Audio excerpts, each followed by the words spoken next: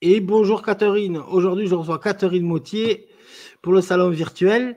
Alors, Catherine Mottier, dis-nous un petit peu ce que tu écris, qui tu es, voilà, et qu'est-ce qui te donne envie d'écrire aussi. Et décris-nous aussi ton ambiance si particulière dans tous tes romans.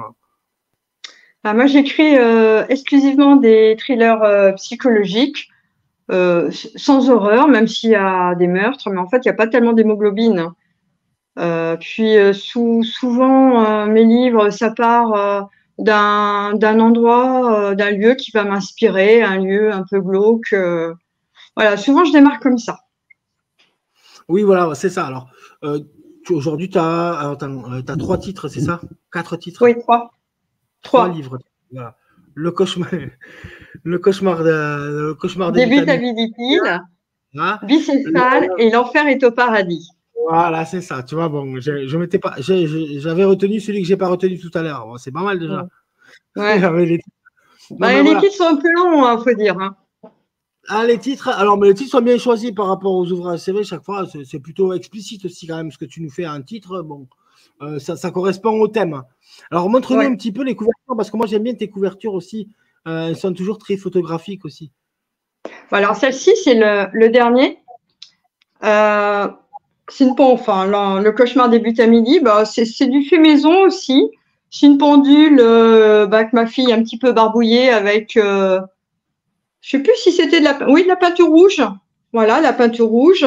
Il y a quelques objets et puis la photo, elle a été faite par son petit ami d'ailleurs qui avait un bon appareil photo. Donc c'est du fait maison. Hein. Et ensuite bicéphale, Voilà. c'est comment? Elles sont toujours très explicites, tu sais, elles sont toujours dans l'ambiance de ton livre.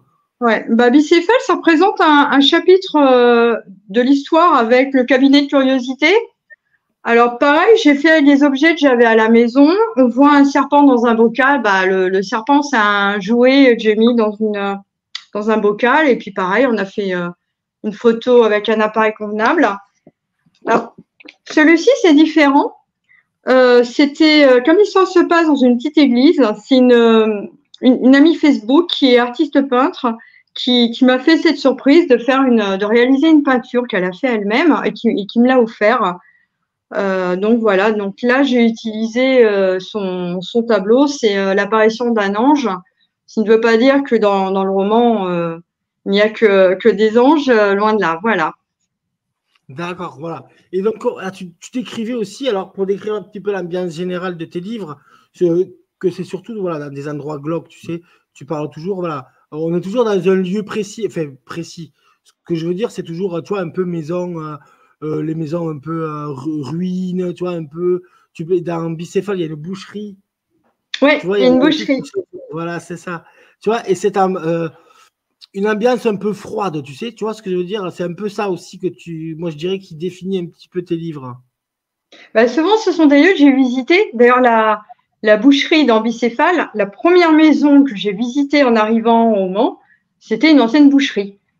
Et je l'ai pas achetée, hein, j'y vis pas, mais ça m'avait assez marqué d'avoir visité cet endroit-là. Et puis, oui, souvent, c'est des endroits que j'ai vus, j'ai fait une photo, ça m'a plu, puis je me dis, tiens, il pourrait se passer ce genre de choses ici. Et ça part comme ça, quoi. Oui, voilà, c'est ce que on remarque à chaque fois, c'est ça, dans ton univers. Et, et en fait, comment t'es arrivé, en fait, l'intérêt aussi, comment tu arrives dans le roman, dans la psychologie, dans le thriller psychologique finalement, puisque tu aurais pu écrire des tas de choses sur ces lieux, tu vois. Finalement, tu écris dans un thème précis, particulier aussi à ta façon aussi, puisque tu as quand même une atmosphère, une écriture précise. Tu comprends ce que je veux dire? Moi, ce que je Ouais. veux dire au lecteur, c'est vraiment, c'est atypique. C'est pas, c'est pas du traditionnel. Tu vois ce que je veux dire? Je sais bien que c'est pas du traditionnel. Donc, on n'aime pas, c'est ça, hein. C'est ça. Et alors, alors ça, tu vois, Voilà. c'est à la fois une force, une faiblesse, mais c'est plus une Ouais. force. Comme un peintre, on le reconnaît à son tableau parce que on aime ou on n'aime pas, mais on sait que c'est lui. Tu vois, avec toi, avec tes livres, on peut aussi dire, voilà, bon, on sait que c'est toi qui as écrit, tu vois. Mm. On me l'a déjà dit, ça, on connaît. Après, on n'adhère pas. Ça, Voilà. c'est comme tout, tu sais. Ouais. C'est pour tout le monde pareil. Hein. Mais voilà, moi, voilà, on voudrait, comment expliquer? voilà, cette atmosphère froide un peu, cette froideur, tu vois, l'ambiance. Moi, je retiens toujours cette scène dans la boucherie, là, où peut-être on entend les couteaux en arrière-plan, tu vois, c'est froid, et toute une enquête, je dirais, enfin, une enquête, oui, c'est psychologique. Il y a même un restaurant désaffecté dans Bicéphale. Pareil, c'est un endroit qui est à côté de chez moi. D'ailleurs, si on va sur ma page Bicéphale ou même sur mon compte Facebook, j'ai partagé la photo. C'est un ancien restaurant qui aussi m'a inspiré parce qu'il y avait un bâtiment à côté, ça s'est effondré et on voyait que la nature reprenait ses droits. Et à partir de là, j'ai fait une photo et puis ça m'a inspiré un passage de Bicéphale. D'accord. Et alors, quand tu écris là, par rapport à un lieu, l'histoire, tu la montes comment? En fait, tu as des habitudes pour monter tes histoires, je sais pas, tu les écris, tu mets un premier jet, tu reviens en arrière, tu reviens, je sais pas. Voilà, explique-nous un petit peu ta trame d'écriture. Alors là, je prends des notes sur des feuilles de brouillon. Je dis bien du brouillon, hein, du recyclage. Au crayon de papier, alors ça, c'est vraiment une manie. Je plie ma feuille en deux parce que si je vois une grande feuille blanche, ça me coupe tout. Alors, je fais des petits bouts de papier. Je commence à mettre des notes. Et à partir de là, ensuite, je vais les recopier sur une feuille. Et quand c'est à peu près convenable, ensuite, je passe à l'ordinateur. Si je passe directement à l'ordinateur, en général, je n'y arrive pas, quoi. C'est pas possible. Je suis encore vraiment au stade des brouillons. Et souvent, au début, je le faisais pas. Maintenant, je le fais. J'écris plusieurs chapitres en même temps. Je reviens après si jamais j'ai plus d'idées sur un chapitre, plutôt que de m'obstiner et puis d'écrire quelque chose dont je ne serais pas satisfaite, que je vais forcément effacer. Je préfère passer à un autre chapitre et revenir dessus après.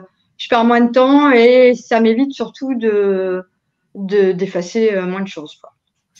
D'accord. Et après, au niveau des personnages, tu fais comment? Tu les crées avant ou tu les crées en fait quand tu écris en fait? Ah, je fais même pas de plan quand je commence. Parfois, je fais des mini plans quand je suis un petit peu coincée, des mini plans de chapitres. Les personnages, ça vient comme ça vient. Ouais. Non, Ouais, il y en t'as a pas qui ont plein de méthodes. Moi, j'arrive même pas à en avoir. C'est Ouais, c'est plus naturel qu'autre chose, quoi. Oui, oui. Sauf quand je suis vraiment coincée. Après, j'essaie quand même de me poser, essayer de faire plusieurs plans quand je Ouais, vois que je perds un petit peu le fil, quoi. donc voilà, c'est ça. Et ouais, comment dire, et pour garder le fil, en fait, tu fais comment? Tu reprends tes notes chaque fois, tu réécris, parce que tu sais, des fois, dans une histoire plutôt longue, des fois, c'est un peu galère à être cohérent, tu sais, dans l'histoire. Ouais, bah oui, je dis pas que j'alerte pas parfois, c'est vrai, hein. Et c'est souvent, ça arrivait que je perde le fil par rapport à une idée que j'avais à l'origine, pour l'enfer est au paradis d'ailleurs. Au départ, je voulais faire plutôt une secte. Et j'ai complètement dévié de mon idée première. Alors, j'aime beaucoup le résultat, mais à la base, ça devait pas être ça. Ça devait être plutôt une secte. D'accord, donc Et tu peux te permettre aussi de changer même l'histoire en écrivant, quoi. ouais, enfin, tout ça dépend avec quel objectif je suis partie au début, hein. Parfois, je pars, je sais pas trop ce que je vais faire, ou parfois j'ai une idée assez précise, hein. Celui que j'ai commencé actuellement, je, je sais à peu près, même s'il y a des passages où je suis dans le flou, mais dans l'ensemble, j'ai déjà la fin. C'est déjà ça. Ouais, Ça dépend des oui, livres, voilà. en fait. D'accord, ouais. Et celui où tu as le plus galéré, finalement, c'était lequel? Si tu en avais un où tu as vraiment. Voilà, Galérer? ouais, t'as Alors, galéré. en fait, le cauchemar des buts à midi pile, à vrai dire, c'est la nouvelle version de mon tout premier livre qui était chez 10 livres. J'ai récupéré mes droits parce que je vais pas parler pendant 1 heure 2, mais c'était vraiment pas terrible. C'est pas des vraies maisons d'édition. Et j'ai voulu le refaire et en fait, en le refaisant, il y a eu des moments où vraiment j'ai galéré parce que je rajoutais des personnages, j'en supprimais d'autres. Et après, je m'apercevais que c'était en contradiction avec des passages que j'avais conservés. Euh, donc, ça a été un peu compliqué de le refaire. Un autre où j'ai un peu galéré, c'est Bicéphale. Au début, où, il y a eu des passages où j'avais un petit peu de mal. Alors la fin, ça coulait tout seul, mais j'avoue qu'il y a eu des passages où c'était difficile. Ouais. Mais je crois Et, que le pire, le plus pénible, c'était de refaire le cauchemar des buts à midi pile, parce que quand on repart sur quelque chose qui existe déjà, qu'on change la moitié ou peut-être même plus, et qu'on veut conserver certains passages, après ça ne colle plus, c'était pas évident. Ouais, donc tu as dû recoller, tu as dû faire j'imagine, des transitions, des choses comme ça pour que ça soit plus fluide, pour que ça recolle avec ce morceau que tu voulais garder. Voilà, c'est des choses Ouais, c'est qui ça. doivent arriver. Oui, je comprends ce que tu veux dire, tout à fait. Et après, comment dire, un livre, là, quand tu écris, toi, tu mets combien de temps à peu près à écrire le livre? T'as Ah, je suis très longue, ça me prend plus d'un an. Je suis vraiment longue parce que à chaque fois, je cherche, j'ai envie d'avoir des. J'ai toujours peur d'être pas dans le plagiat, mais je me dis, je voudrais pas faire quelque chose qui a été fait. Et le fait de craindre qu'on me dise, ah, mais ça a été fait, etc. J'essaie d'être plus originale et en essayant d'être plus originale, j'ai vraiment me creuser la tête pour essayer de trouver autre chose. C'est pour ça, ça me prend plus de temps parce que je vais vouloir avoir des passages un peu plus originaux, quoi. Donc Ouais, ça bien me prend sûr, du oui. temps. D'accord. Oui, non, mais voilà, non, mais c'est pour dire parce que tu as des auteurs qui sont capables d'écrire en 3 mois. Tu en as qui écrivent Ah en plus ouais, d'un an. Non, toi, t'écris. Non, mais il y a des auteurs qui sont la majorité comme toi et qui prennent le temps à écrire, etc. Parce que, ouais, comment dire, chacun, comment aussi après, comment dire, est-ce qu'il faut que ça reste un plaisir? Donc, du coup, un plaisir, des fois, on le fait quand on en a envie aussi, tu vois. Des fois, tu n'as peut-être pas envie de continuer ou l'envie d'écrire ou le temps d'écrire, tu vois. On est tous pareils aussi. Et je pense que, comment dire, oui, ta méthode, finalement, elle est propre à toi, comme chaque auteur, hein, pour écrire un exactement. livre. Parce que il y a des gens qui font des plans bien établis, etc. D'autres qui, avec des plans, ils se perdent, quoi. Mm. Finalement, finalement, ça peut les brider dans leur écriture, tu vois, finalement. Si tu avais un Ouais. plan, peut-être que tu n'aurais pas. Il y a des idées que tu ne mettrais pas ou que tu oublierais parce que tu étais trop guidé, tu vois. Oui, oui, c'est possible, hein. Non, non, mais c'est Tu pour vois. ça que je fais juste des mini-plans pour des passages précis ou quand je suis perdue. Je fais pas je fais pas un plan pour Et tout le toi, livre. Comme il y a des auteurs qui font des fiches sur les personnages, j'en fais même pas. Les seules choses que je vais noter quand même, c'est en général, je réfléchis à leur date de naissance. À part ça, où je vais le noter, le reste, je le fais même pas. ouais, Je l'ai en tête. oui, voilà, c'est du naturel. Bon, Mm. ça, c'est des choses autour du livre. Après, voilà, c'est l'univers du livre, toi, à chaque fois. Bon, si tu arrives comme ça, vaut mieux continuer dans cette méthode-là. Tu comprends ce que je veux dire, Mm. bien entendu. Et après, toi, t'écris depuis quelle année t'écris, toi, du coup? Ça fait combien d'années que t'écris, alors, du coup? Alors, en fait, j'ai commencé à écrire il n'y a pas si longtemps que ça. Ça doit faire un peu plus de 10 ans, Ouais, avec Le cauchemar débute à midi, la première version, parce qu'en fait, c'était à l'époque, j'étais à mon compte comme architecte. Je galérais parce qu'en fait, c'était pas évident d'avoir des clients. Et un jour, je me suis retrouvée dans un projet de rénovation d'une vieille ferme. D'ailleurs, j'en parle dans Le cauchemar débute à midi pile. Alors, je peux pas tout dire avant parce que sinon c'est spoilé, mais il y avait des personnages qui étaient vraiment très très bizarres. Et il ouais. s'est passé quelque chose, mais je le dis à la fin du livre. Et bon, moi j'ai un petit peu de mal à le digérer. Et à l'après, je me suis dit, oh là là, on pourrait en écrire un livre. Je me dis, en écrire un livre, moi qui n'écrivais jamais, ou en fait si, j'avais dû déjà écrire des petits trucs quand j'étais plus jeune, mais juste genre une page, deux pages, c'est tout. Donc, entre le moment où j'ai eu cette idée et j'ai commencé, où j'ai mis tous mes brouillons à la poubelle, ou après j'ai réussi à m'y remettre et en fait j'avais du mal à écrire, parce que c'était pas spécialement naturel, bah, ça m'a pris pas mal de temps. Donc, j'ai eu le temps Oui. quand même de faire des progrès depuis.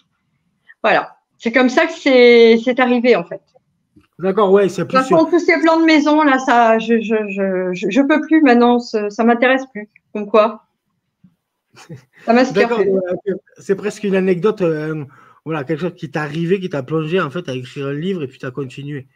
Voilà, c'est ça. D'accord. Ouais, Mais et pour le connaître, il faut lire le livre. Je peux pas le dire sinon.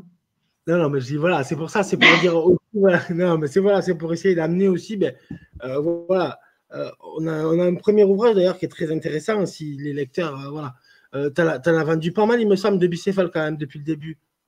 À BCFA, j'ai bien vendu parce qu'en fait, il y a eu le confinement et je me suis retrouvée, je pense que c'était un moment où les gens ils devaient peut-être acheter plus d'e-books et je me suis retrouvée dans l'algorithme Amazon. Donc, j'en ai vendu plein. Mais aujourd'hui, c'est plus si évident. Bicéphale, j'en ai vendu beaucoup. J'ai vraiment pas à me plaindre. Oui, voilà, parce qu'en plus, C'est un très bon livre. J'ai vu, ouais, il y a pas mal d'avis sur Amazon. Je veux dire. Et donc aujourd'hui, alors tous tes livres, ils sont disponibles tous sur Amazon, que sur Amazon? Oui. Oui, sauf s'il y a des personnes qui habitent au Mans, bah, moi je les livre comme ça, hein. C'est pas le problème. Ouais, Hein. oui, Mais bien sûr.